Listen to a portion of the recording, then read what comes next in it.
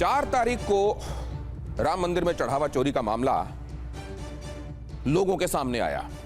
Internally ही सही, लेकिन लोगों ने इस बारे में जाना। उसके बाद यह मामला और सतह पर और ज्यादा लोगों के बीच में इस बात की चर्चा होती गई, लोगों को पता चलता गया।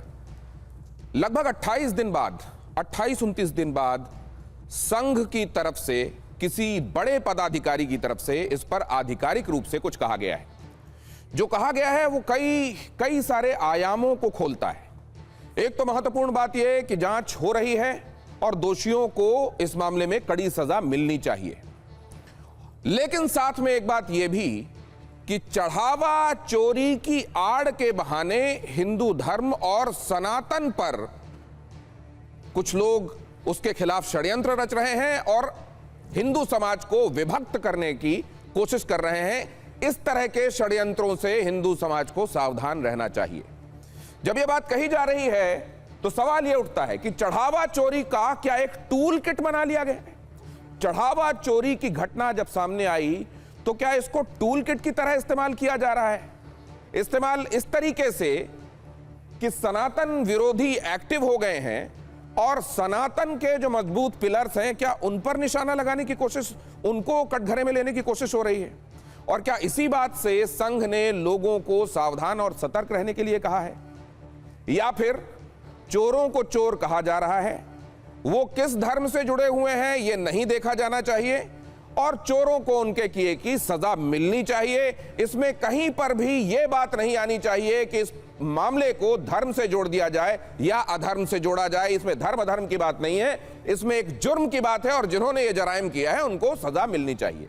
इसको कैसे देखा जाए, यही है डिबेट का पॉइंट। क्या ये सनातन विरोधी एक्टिव हो गए हैं और चढ़ावा चोरी के मामले की टूल किट बनाकर सनातन पर हमला कर रहे हैं, षड्यंत्र कर रहे हैं सनातन के खिलाफ, या असल में ये पूरे मामले को स्पिन दिया जा रहा है, ये डाइवर्जन किया जा रहा है एक्चुअली उस बात से कि कुछ लोगों ने इतनी पवित्र और इतनी बड़ी सनातन की प्रतीक जगह को भी नहीं छोड़ा और वहां पर भी इतना गंदा काम किया। आइए शुरू करते हैं यह कार्यक्रम, लेकिन पहले जरा अपडेट आपको बता दूं। चढ़ावा चोरी पर पहली बार आरएसएस की तरफ से बयान आया है।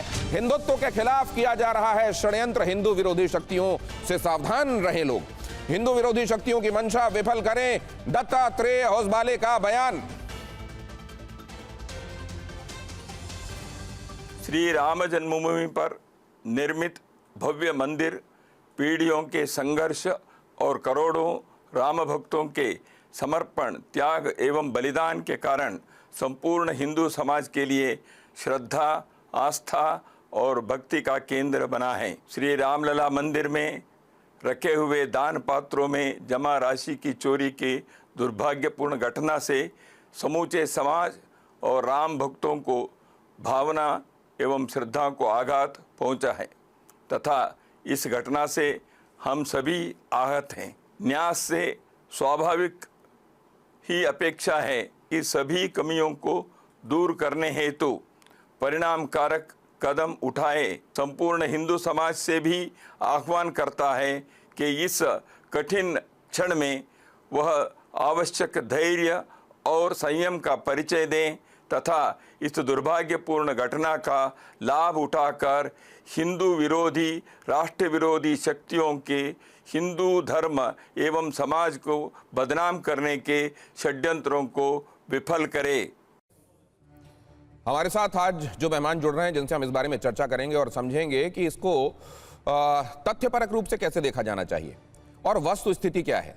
क्या वाकई ऐसी स्थितियां हैं और ये वस्तु स्थिति है, मतलब इस समय की वो स्थितियां जिनका सही हवाला देकर बात कही जा रही है, क्या वो ऐसी हैं कि वाकई सनातन के ऊपर हमला किया जा रहा है और ये षड्यंत्र है जिसके बारे में यहाँ लोगों को आगाह करने का काम किया गया है? दत्तात्रेय होसबाले साहब ने इसी बारे में लोगों को सचेत किया है क्या?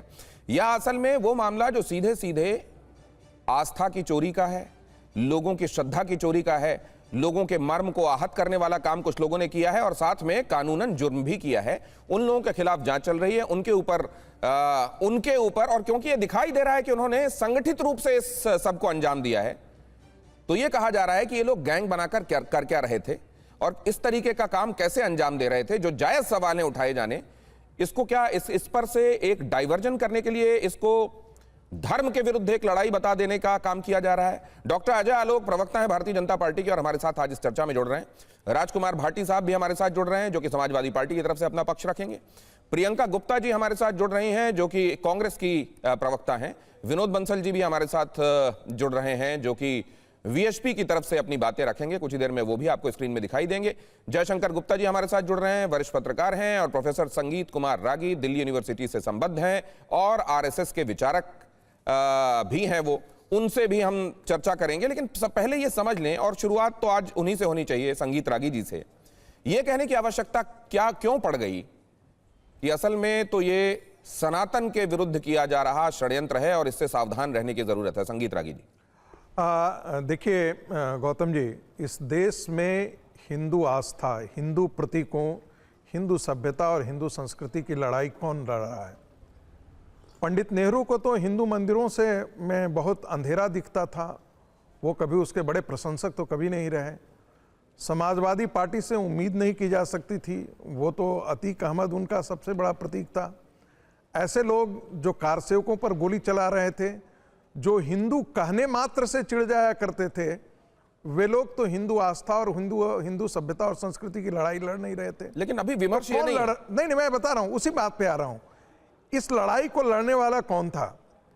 विश्व हिंदू परिषद, राष्ट्रीय स्वयंसेवक संघ और उसके अनुसांगिक संगठन भारतीय जनता पार्टी उनके साथ खड़ी थी।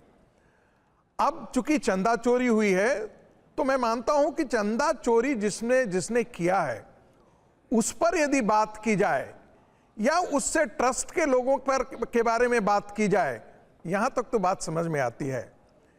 कल ट्रस्ट के लोग यदि इसमें पकड़े जाते हैं तो वो भी उतने ही गुनाहगार होंगे। और विश्व हिंदू परिषद के अंतर्राष्ट्रीय अध्यक्ष ने बहुत साफ कहा है कि चाहे वो चंपत जी हो या कोई भी हो, यदि उनमें गुनाह साबित होता है तो कानून अपना काम करेगी। लेकिन आपने देखा होगा पिछले 1 महीने के अंदर, 28 दिन के अंदर आपने देखा होगा कि इसी बात को लेकर के राष्ट्रीय स्वयंसेवक संघ, विश्व हिंदू परिषद और भारतीय जनता पार्टी सभी संस्थाओं को लपेटने का प्रयास किया जा रहा है। तो इसीलिए, क्योंकि ये बदनाम पता है, क्योंकि आगे की लड़ाई भी कौन लड़ने वाला है? कृष्ण जन्मभूमि की लड़ाई कौन लड़ने वाला है? यही संगठन लोग लड़ने वाले हैं। काशी की लड़ाई कौन लड़ रहा है? यही हिंदू संगठन लड़ने वाले हैं। इस पूरे सांस्कृतिक मूवमेंट को कमजोर करने के लिए ये सारे के सारे आरोप लगाए जा रहे हैं। जबकि राष्ट्रीय स्वयंसेवक संघ ने, आप कह सकते हैं इतने दिनों में राष्ट्रीय स्वयंसेवक संघ कभी भी नी जर्क रिएक्शन नहीं करता है सर, और बहुत साफ कहा है किसी को बचाने की जरूरत नहीं है। जो भी इसमें गुनहगार होंगे उनको पकड़ा जाना चाहिए, उनको सजा मिलनी चाहिए।